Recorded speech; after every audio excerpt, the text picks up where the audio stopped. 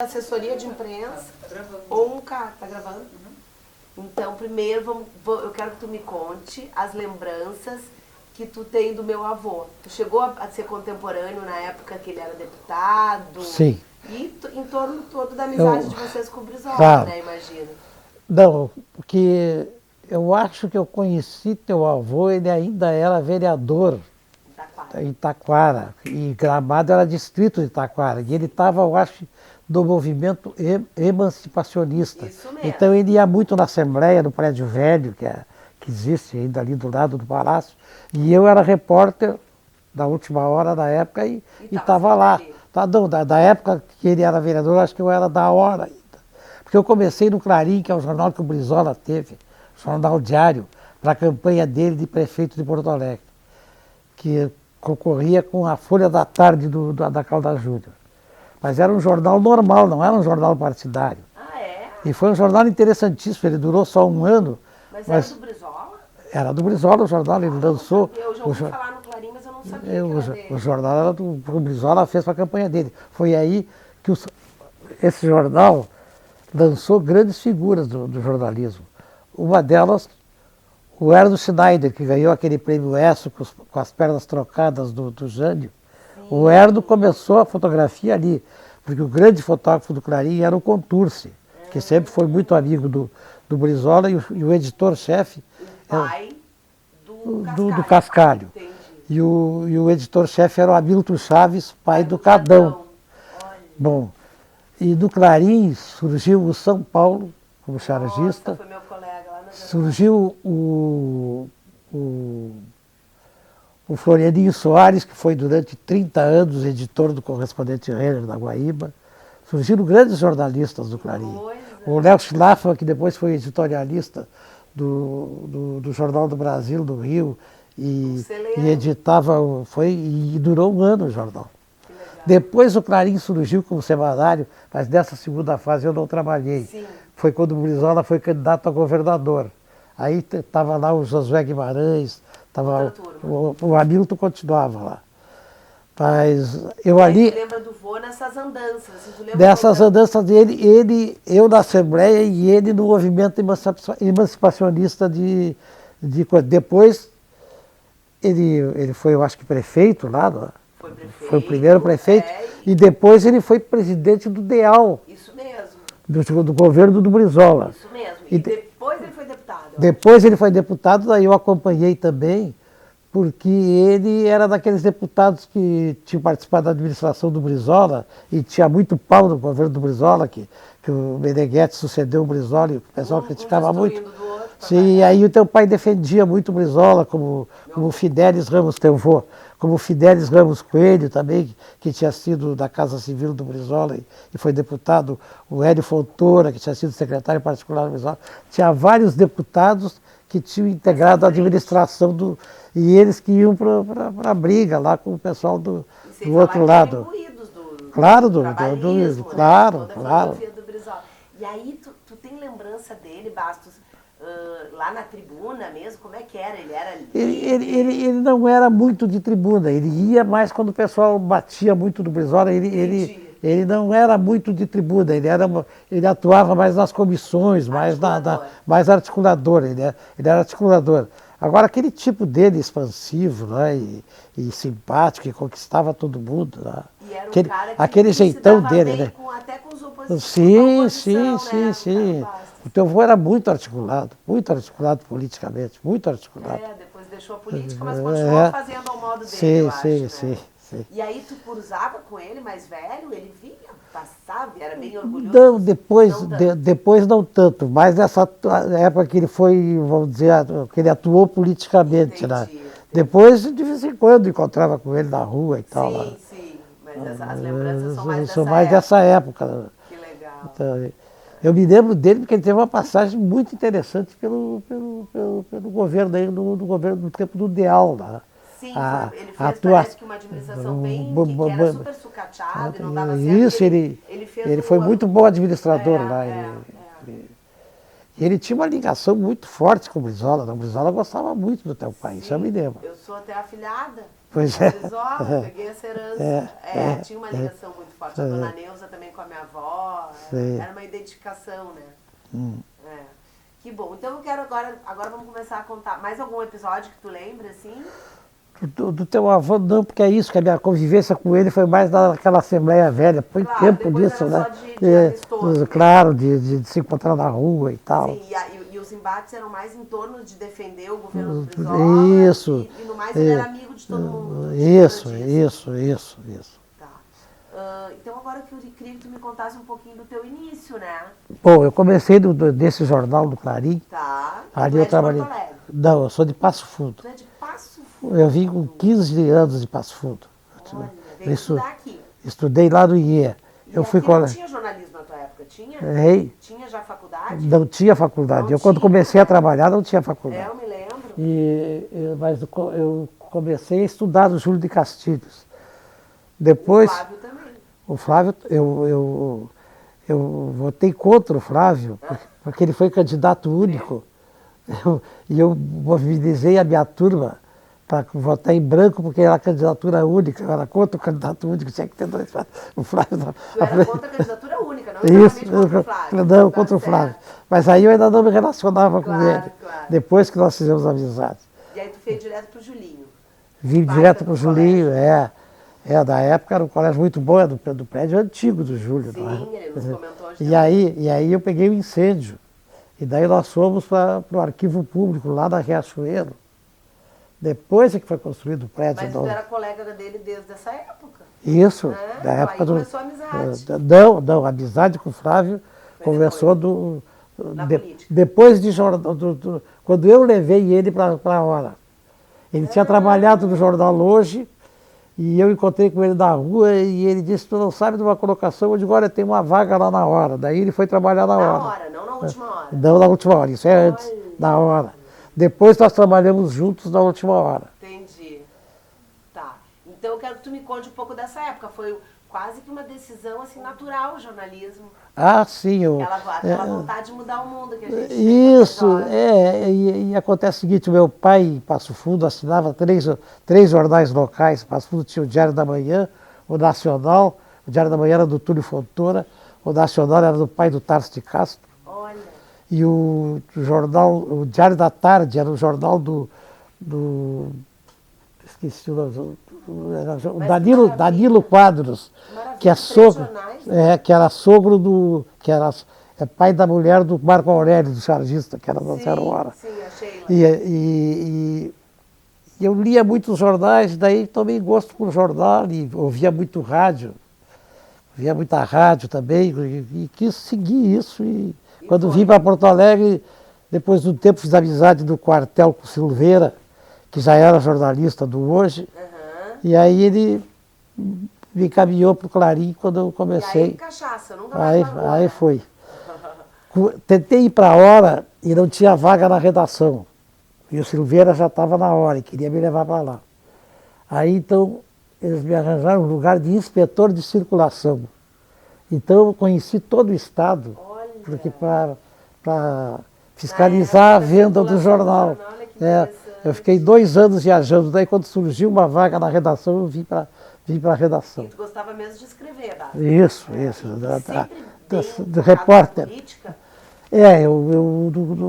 Eu primeiro fiz uma página sindical, depois fiz página política, depois página de esportes, mas sempre gostei muito da política. E fiz muito tempo a política. Eu frequentei a velha Assembleia. Sim. Assisti grandes debates. Nessa época já era setorista de política. Isso. Daí, depois da última hora, tu foste para onde? Depois da última hora? Daí eu fui para a Rádio e TV Gaúcha. Olha, que legal. Tu passou em várias mídias, né? Sim, depois eu tive na Bandeirantes também, que era difusora da época. Foi essa época que conheci o E aí na televisão, na produção, um cargo mais executivo, como é que era? Não, se fazia de tudo, né? É que 80% da minha carreira eu fui chefe. Então, na televisão, eu trabalhei de chefe de reportagem com o Lauro Schimmer, daí o Lauro Schimmer foi ser diretor da Zero Hora, e eu fiquei no lugar dele na televisão. E depois assumi a rádio também. Gaúcha. A Gaúcha. Teve uma época que eu trabalhava das 7 da manhã às 7 da noite, que eu era chefe de reportagem da Zero Hora, chefe de jornalismo da Gaúcha e da televisão também. Imagina que depois, 1000 anos depois, eles queriam instaurar um profissional multimídia. Em vez de já ter aproveitado isso, né? Aí era uma tragédia a gente aprender a filmar, aprender quem era de impresso. Né? De meu tempo esse é do filme, né? Era no rolo, né? Do rolo. Hoje em dia eles já nascem multimídia, mas eles tinham que ter feito essa... E aí, anos e anos de rádio, depois a Assembleia. Daí tu fez uma carreira bem sólida também, bem focada na política, né? Sim, aqui da Assembleia, eu primeiro cobri a Assembleia como repórter, e eu só fui trabalhar na Assembleia em 97, na gestão do João Luiz Vargas, que era do PDT e assumiu a Assembleia, e eu fui assumir a comunicação da Assembleia. Daí, saí da Assembleia, fui trabalhar no Jornal do Comércio. Eu achei que tu tinha te aposentado pela Assembleia. Não, me aposentei como jornalista. E fiquei 10 anos no Jornal do Comércio. Daí eu voltei para a Assembleia na gestão do Alceu Moreira, do PMDB. Sim. Aí fiquei na Assembleia uns 4, 5 anos, depois eu fui, mas não como superintendente, depois eu fui superintendente de novo com o Cherini. Com o Giovanni Cherini. Agora ele saiu num partido novo, né? Então eu fui... Uma sacanagem que fizeram com ele. Mas o Cherini, ele complicou muito também. Ele forçou um pouco a saída dele. Eu sou muito amigo dele, mas ele forçou um pouco a saída dele. Mas... Então, minha passagem pela Assembleia são essas. Eu tenho muita identidade com a Assembleia. Porque eu tinha a impressão que tu tinha saído dos veículos e feito a vida toda. Não, é que quando eu saí dos veículos, eu fui para o governo Colares. Eu fiquei 3 anos como secretário de comunicação do Colares. Então é por isso, de certa, minha confusão. E a tua amizade e a tua identificação com o trabalhismo, Bastos, foi em que época? Bom, primeiro eu trabalhei no Jornal do Brizola, Clarim. Mas ali, para ser bem honesto, eu era, vamos dizer... um simpatizante do trabalhismo, assim, um admirador do Getúlio, do trabalhismo, do Pasqualini, mas eu não era um arraigado. Eu fiquei trabalhista e brizolista mesmo, foi na legalidade. Na legalidade. Na legalidade o Brizola conquistou meu coração. Mas não foi só o teu, né? Ele ganhou ele ganhou o Brasil, eu acho. É claro. Por isso que foi um caudilho, você elege governador do Rio. Eu tenho... muito estranho, não tinha globalização naquela época. Eu tenho essa tese. O Brizola fez para deputado federal em 62, logo um ano depois da legalidade no Rio de Janeiro, 250 mil votos para deputado federal. E o eleitorado do Rio de Janeiro era de 1 milhão de eleitores. Então, em cada 4 cariocas, um votou nele. Isso eu acho que foi a base para ele. Ele foi pelo Rio, deputado. Claro, ele era governador do Rio Grande do Sul e foi candidato, terminou o mandato, foi candidato vou desligar aqui. Mas é o teu aniversário. Não, já desligo. Ele foi candidato a deputado federal pelo Rio, ele era governador do Rio Grande do Sul. Na época podia, entendeu? Sim. E eu acho que isso foi a base da eleição dele. Eu tenho até eu convivi muito no lançamento do Jornal Nacional, porque eu era o chefe de reportagem da RBS TV, da TV Gaúcha na época, e o Lauro Schirmer tinha medo de avião. E tinha uma vez por mês, tinha reunião do Jornal Nacional no Rio. E nesse período inicial, eu acho que durou uns 6 ou 8 meses no máximo, tinha uma participação diária do Rio Grande do Sul. Entrava como locutor do Rio Grande do Sul, entrava um locutor os locutores comandando do Rio, entrava um locutor de São Paulo, um de Brasília e um do Rio Grande do Sul, que era o Sérgio Schiller. E eu ia nessas reuniões. Eu me lembro que teve uma reunião em março, antes da eleição. A eleição seria em outubro do Brizola para governador. E aí cada um estava dando o panorama político do seu estado. E eu dei o panorama do Rio Grande do Sul. Então disse, até no momento lá eu achava que o Pedro Simão ia ganhar a eleição. Eu disse, olha, eu acho que está para o Simão, o Colares é candidato por sacrifício no PDT e o Jair Soares acho que vai fazer muito voto, mas não vai ganhar do Simão. Mas eu pedi para dar um palpite sobre o Rio de Janeiro. E o Brizola estava com 4%. E a Sandra Cavalcante estava com 50%. Daí eu disse, olha, eu acho que o Brizola pode até não ganhar a eleição, mas vai disputar taco a taco. E acho que ganha a eleição. E aí eles perguntaram por quê. E eu disse, porque ele fez 250 mil votos. Há 20 anos atrás ele fez 250 mil votos. E ele tem um discurso forte. Eu acho que quando terminou a eleição, a Alice Maria me disse assim, onde tiver eleição, vou perguntar para ti, Bastos. Foi uma virada fantástica. E foi o primeiro governo, e foi o Jair Soares ou o Colares que ganhou? Não, foi o Jair Soares. O Colares entrou em terceiro. Né? Não, o Cimo ganhou depois, em 86. O Cimo foi governador? Foi, claro. Todos os candidatos em 62, que foram o Jair que ganhou, o Cimo depois ganhou em 86. O Colares em 91 e o Olívio em 98. Toda a turma se implantou todos eles, depois. todos os 4 candidatos se elegeram depois do governador. Era outra época, né? Outra época. Isso que eu queria te perguntar, porque tu passou por toda essa... imagina quantas gerações de jornalistas tu já ensinasse, e fases, e coisas surgiram, porque se tu for ver... Gente, não tinha, como tu disse, o filme era no rolo e tu chegou, até pouco tempo atrás, tu estava nativa, né? Tu parou há pouco tempo. Parei há pouco, do fim do governo Meneghel, do Fortunati, da prefeitura. Exatamente. Isso. E eu queria que tu lembrasse, assim, de coisas saudosas que o jornalismo e que, não só o jornalismo, a sociedade como um todo eram mais legais em outros tempos e coisas que são boas hoje, o jornalismo, essa falta de mercado? Eu vou te ser sincero, eu acho que a internet está fazendo mal para o jornalismo. Ela ajudou, claro que deu rapidez, tem tudo isso, tem um avanço, tudo isso, mas acomodou o jornalismo. Eu era chefe de reportagem da Zero Hora. A redação estava cheia às 2 horas, esvaziava a redação e só ia encher de novo às 6 da tarde, quando o pessoal voltava da rua. O repórter estava na Assembleia, estava na polícia, estava no Grêmio, estava no Internacional, estava na rua. A notícia estava na rua. E o pessoal estava na rua. Hoje eu chego lá no meio da tarde e a redação está lotada. Quer dizer, o pessoal não sai para a rua. Eu acho que esse mal a internet fez. Acomodou, né? A eletrônica, o avanço desse terreno acomodou o jornalista. Esse que eu acho que é o erro. Agora, eu tenho grandes, como é que eu vou dizer, assim, lembranças.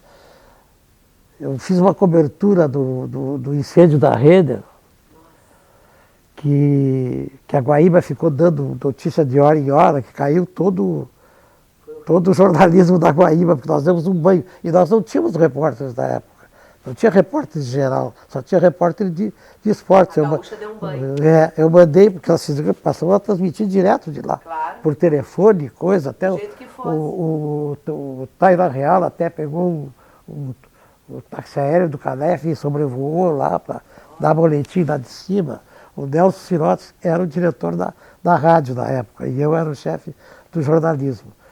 Foi um grande evento que me marcou. Uma coisa que me marcou também no tempo da Globo é que no tempo que eu era chefe da Gaúcha, o Armando Nogueira e a Alice Maria eram apaixonados pelo Canale. E eles só... Isso, que era um grande repórter. Faleceu, né? Não, ele estava morando em Alagoas, parece. Bom, Maceió, isso. Ele era um grande repórter mesmo, mas ele só aceitava matérias boas. Eu tinha um bando de repórteres bons aqui, um naco de repórteres bons, e eu mandava matéria com eles e não saíam. E eles alegavam que era um porque era cara de guri, o outro que era cara de guriazinha, o outro por isso, o outro por aquilo. Sem nenhum motivo. Só que dali a pouco eles começaram a ir para lá e começaram a ser aproveitados da Globo. Claro. Primeiro foi o Dornelles. Aí eu liguei para a Alice Maria, digo, Alice, daqui não servia, agora ele disse, não, mas nós demos uma compidescada nele, mas não sei o quê. E tal, uma explicação de jegue, né? Eles agaucharam. agaucharam. Eu me emocionei uma vez, Mariana, que eu estava com a minha mulher na época, eu já não estava na Gaúcha, eu já tinha saído. E começou a aparecer no Jornal Nacional só repórteres que tinham trabalhado comigo. O Gilberto Lima falando de Brasília, o Giacomo Mancini do Ceará, entrou o próprio Canali, entrou o Losecan, não sei de onde entrou o Losecan.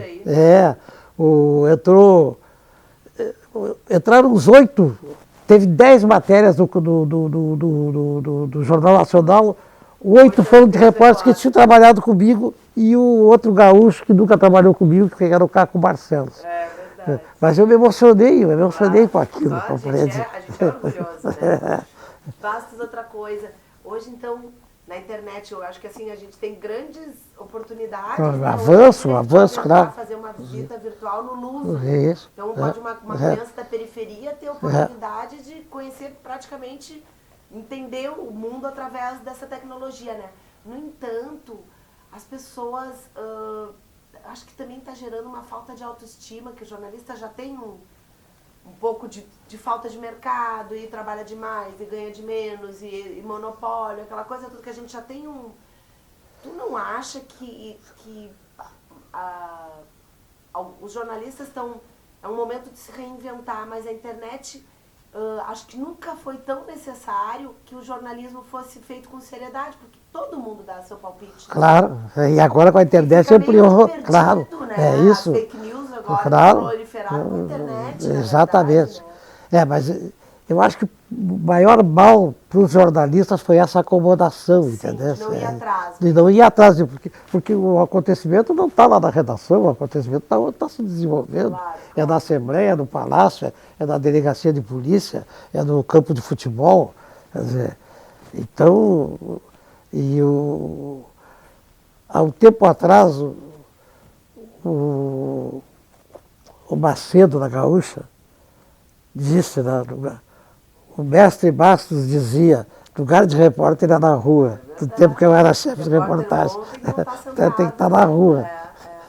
E essa guerra, Bastos, agora tu teve uma trajetória grande na política, nesse momento tu te filiou ao PDT em algum momento? Eu sou filiado. E aí tu ficou sempre leal ao partido e atento às coisas. Sim, acompanhando, eu sou militante do partido. Eu só me afastei do diretório quando eu tive coluna do Jornal do Comércio. Sim, que daí fica claro. E quando trabalhei na Assembleia também, não, mas ali da Assembleia não, porque ali era um cargo político. Cargo político, isso. Já podia ter a tua posição, claro. Isso. E tu não percebe que ali o trato entre as pessoas, inimigos políticos ou não, e de partidos, ideologias opostas, era mais elegante antigamente, hoje está muito... Chega a acompanhar, teve o Senado, tu não fica meio de boca aberta? Tempo, né? Claro, mas naquele tempo também era guerreado, sabe? Era guerreado? Era.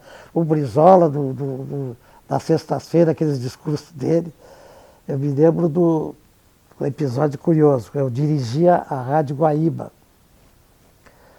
o jornalismo da Rádio Guaíba, quando o Brizola estava voltando do exílio. O Armindo Antônio Ranzolin era o diretor da rádio. Nós tínhamos articulado a cobertura da volta do Brizola. Então, o Baggio ia a Assunção, porque o Brizola ia chegar por Assunção, no Paraguai. O Tairo Arreal foi para Foz do Iguaçu, porque o primeiro lugar que o Brizola ia tocar era em Foz do Iguaçu, de lá que ele vinha para São Borja. E o Valdomiro, não me lembro o sobrenome dele, o Valdomiro Oliveira e a Tânia, uma repórter, foram para São Borja, os dois. Nós estávamos com todo mundo escalado e o doutor Breno nos convoca na sexta-feira de tarde. O Brizola ia chegar domingo. O pessoal já tinha viajado. Claro. Olha, me falaram que vocês vão fazer uma cobertura aí na chegada do Brizola. Vocês não podem fazer isso. Esse rapaz é meu inimigo. É meu inimigo muito forte, eu não posso fazer isso. Não, é um assunto jornalístico, doutor Breno. A Guaíba é uma rádio jornalística, nós estamos fazendo uma cobertura jornalística. E ele, não, mas vou contar para vocês o que esse moço me fez. Eu estava passeando no meu iate aí, no Guaíba, e ele naquela palestra dele de sexta-feira, eu ouvindo ele. E ele daí, numa certa altura, enquanto a gente está aqui trabalhando e labutando pelo povo do Rio Grande, o doutor Breno está afogando a vida, singrando as águas do Guaíba aí, do seu iate de luxo. Eu dei um pulo, bati com a cabeça no teto de irritação, dizendo, isso não é nada. Depois eu fui para os Estados Unidos para comprar essa gráfica que está aí, que era de um jornal lá americano, eu comprei essa gráfica lá, usada. Fui lá para comprar a gráfica, me mandaram a gravaçãozinha da palestra do Brizola. Enquanto eu estou lutando, labutando aqui pelo povo do Rio Grande, o doutor Breno está lá em Wall Street com seus patrões, tratando dos seus negócios. Ele era uma raposa. Mas daí nós convencemos ele, ele disse, não, você vai botar algum comício, alguma coisa? Não, nós vamos só os repórteres vão dizer o que está acontecendo. Contar a chegada. Não dá. Então vocês podem fazer tal. Foi um alívio para mim, professor Lee. Sim, porque o mico não cumprir, né? Nós estávamos já apavorados, mas ele no fim aceitou e a gente fez a cobertura. Que legal. Mas tu acha que hoje essa coisa de esquerda e direita não parece um discurso meio agressivo demais? Não, está muito equivocado e acaba dando força para própria pra se centralizar no poder de uma camada só, né? Mas esse Bolsonaro, eu sim, tenho medo dele, né? Mas ele não emplaca, fica tranquila. Né? Fica tranquila. Fala aí as tuas não, ele não emplaca porque ele não. Teus palpites. Porque a internet já tem mais força, mas não tem a força que tem nos Estados Unidos. Estão comparando a internet, a influência da internet no Brasil, a influência que teve na eleição do Trump dos Estados Unidos. Não tem essa força. Aqui no Brasil ainda o rádio e a televisão têm muita força e ele não tem tempo de televisão. Não tem coragem também para ir. O Alckmin vai aparecer, não, mas eu digo do tempo do partidário, aquele tempo. Dos debates ele não vai. Eu acho que nem no primeiro turno ele vai nos debates. É verdade. Isso que eu quero ver. E ele não vai para o segundo turno. Toma nota, não vai. Não vai, né? Eu acho que agora com essa composição que foi feita aí, vai para o segundo turno, do lado do centro-direita, o Alckmin. E da esquerda, ou o Ciro Gomes, se ele conseguia o apoio de outros partidos, ou o candidato do Lula. O candidato que não vai escolher, né? Claro, alguém da esquerda vai para o segundo turno. Porque o Ciro Gomes e o Lula provavelmente não vão se entender, né? Isso. Porque o Ciro Gomes não engole também. Se tu aceita, não dá, né? Se tu aceita um palpite aqui no Rio Grande do Sul, Aceito. No primeiro turno vai haver uma disputa para ir para o segundo turno do lado esquerdo entre o Rosseto e o Jair Jorge, e à direita entre o Zé Ivo Sartori, o Reis, mais entre o Zé Ivo Sartori e o Eduardo Leite e o Reis. É que está meio dividido aí. Isso. E podem... Vai um de cada lado. Entendi, claro. Tomara que... Aí eu gosto muito do Jair Jorge. E se for o Jair Jorge, ele ganha a eleição. Se ele for para o segundo turno, ele ganha a eleição. Ele tem estofo, né? Tem. O discurso dele ele é muito articulado.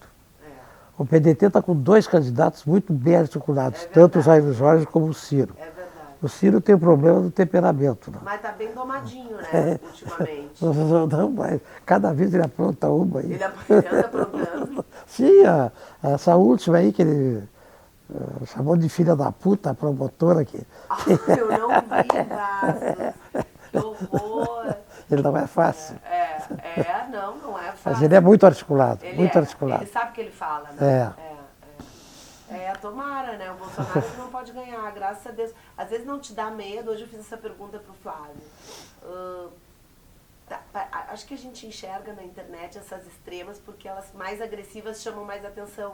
Mas às vezes também concordo contigo que na hora da urna o volume não vai ser tão barulhento quanto a gente vê na internet, né? Mas tu não acha que essa caça... O que tu achou da prisão do Lula? Dessa gente que defende a saída dele? Onde que ele se equivocou? Onde que a Dilma entrou errado também? Eu acho que o Lula, eu vou dizer uma coisa para ti que eu nunca disse porque ela é muito birrabica. O Lula errou ao escolher a Dilma. A Dilma não era política. Não é. Então quem não é política não pode ser presidente da República. Esse que foi o problema. E o Lula teve um segundo erro, que é não pedir para a Dilma que ele fosse o candidato da reeleição dela. Porque ela já estava na história do Brasil, era a primeira mulher presidente. Já tá. Mas ela ele, só ficou para se queimar. ele não teve coragem, essa que é a verdade, ele que tinha vontade de concorrer, mas não teve coragem de pedir para a Dilma. Ah, mas... Essa é a minha interpretação. Porque é que as pessoas dizem que ele mandava nela, mas ela também Não, tinha não. a sua presença. Não, né? a Dilma tem personalidade. E ela tem uma presença forte. Não, a Dilma é uma pessoa de personalidade e tudo. Mas ela errou muito porque ela não é política. Ela não tem jogo de cintura. Ela conviveu com todo o PMDB, que é tudo a mesma gente. Barbalho, Renan, Sardei, Jucá, Eunice Oliveira, tudo a mesma gente.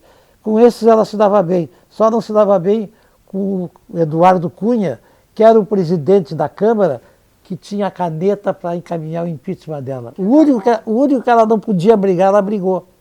Quer dizer, que foi quem assinou o impeachment dela. Mas tu acha que o Lula voltando na reeleição, então, e não a Dilma se reelegendo, será que os conchavos... Não, o Lula... A coisa não ia parar, né? Não, mas o Lula era outra liderança. Ele tinha muito mais liderança política, e o Lula era político. Ele articulava melhor. Ele articulava melhor que ela. A Dilma não recebia os aliados.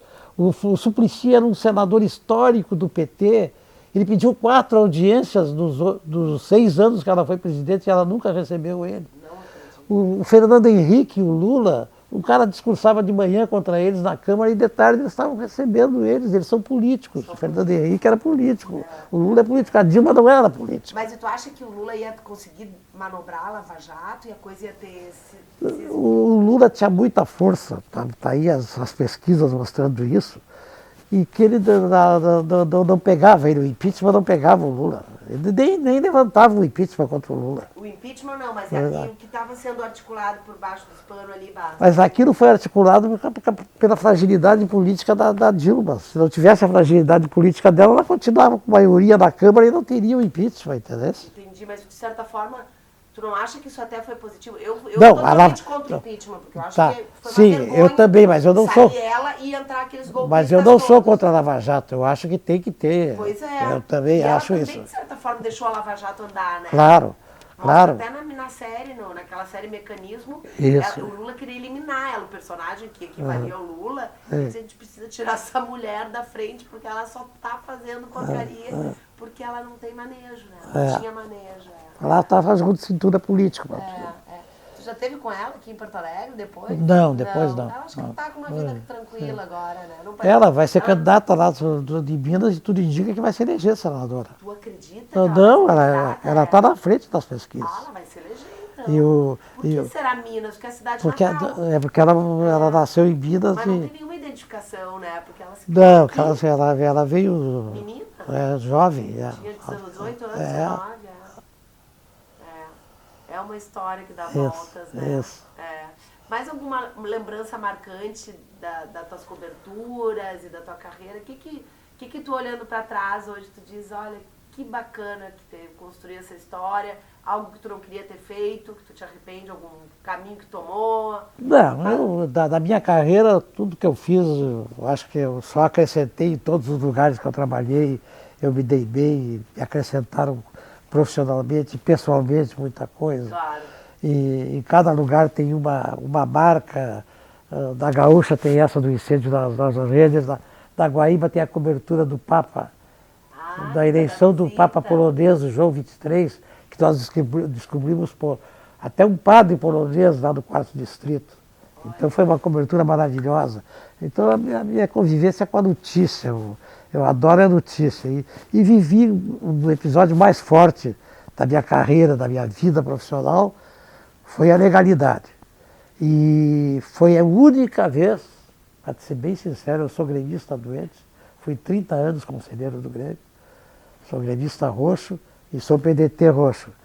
Mas foi a única vez que eu não fui jornalista. Eu fui passional, fui na legalidade. Conta como é que foi esse dia pra ti. Tu tava lá, né? Tu tava no calor da cobertura. Sim, o episódio começou do dia da renúncia do Jânio. Aí até tem uma história interessante para te contar. Eu estou atravessando, eu trabalhava na última hora, eu estou atravessando no meio da Praça da Alfândega e o presidente do Instituto Brasil Lourdes, era um comunista, o Silveira, ele era pai de um jornalista que já faleceu, do Norberto Silveira, que era meu colega. E o Silveira me disse, Bastos, tu está indo para a redação? Eu digo, estou. Ele disse, então acelera o passo porque o Jânio renunciou.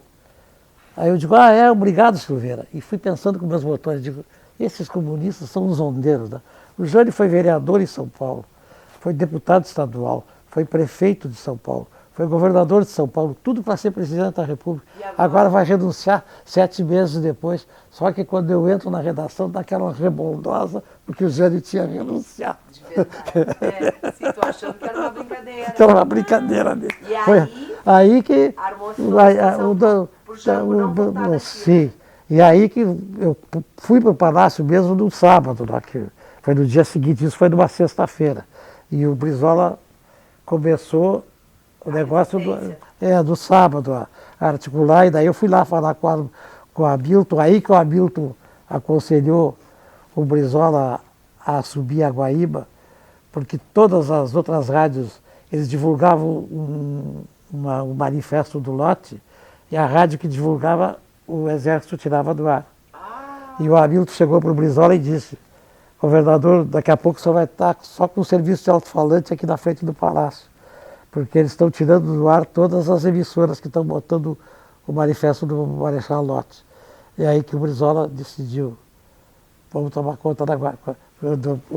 Tomou a Guaíba. O Hamilton disse, a Guaíba não saiu do ar porque ela não aceitou o manifesto. Aí ele disse, então nós vamos tomar conta da Guaíba. E tomaram conta da Guaíba.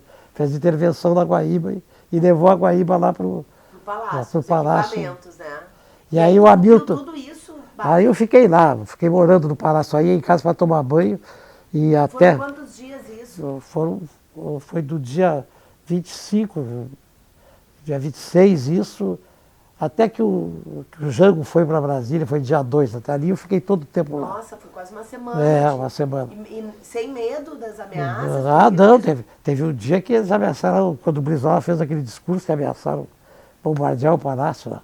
Mas aí é uma coisa que me emociona quando eu falo, eu vou ter que me segurar agora.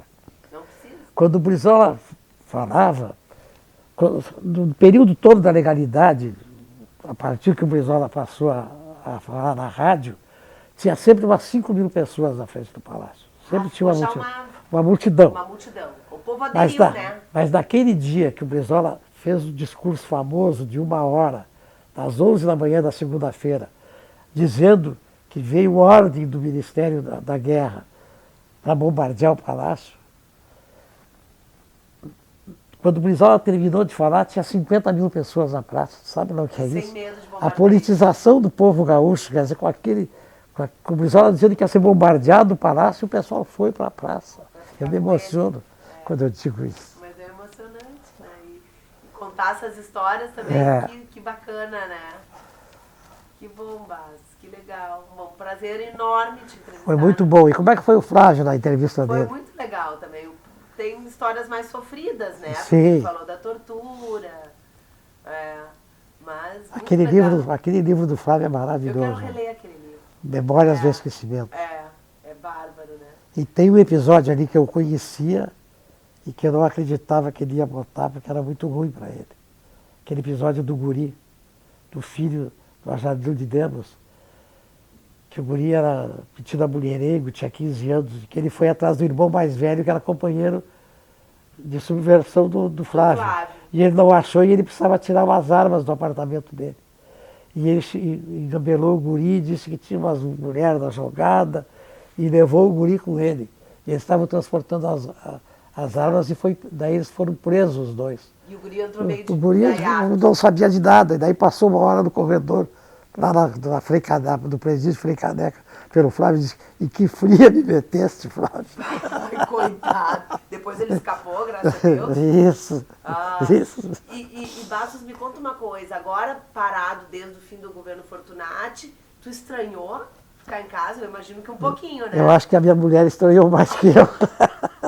Mas, Eu saía de casa às 8 da manhã e voltava às 8 da mas noite. que pequenos prazeres assim tu redescobriu? Porque também é bem Não, eu tenho né? eu tenho com um grupo aí estou fazendo um blog com um grupo aí, eu saio, me reúno com eles. Vai lá na Assembleia, Vou na Assembleia, visitar meus amigos. Claro, que bom. Consegue ficar mais com os netos, com a família um pouco. Os netos estão tudo fora. Sim, mas quando vem... que bom, que legal, que história bacana, coisa boa. É isso, Mariana. Fiquei muito feliz de tu nos receber. Que bom, Mariana. Obrigada.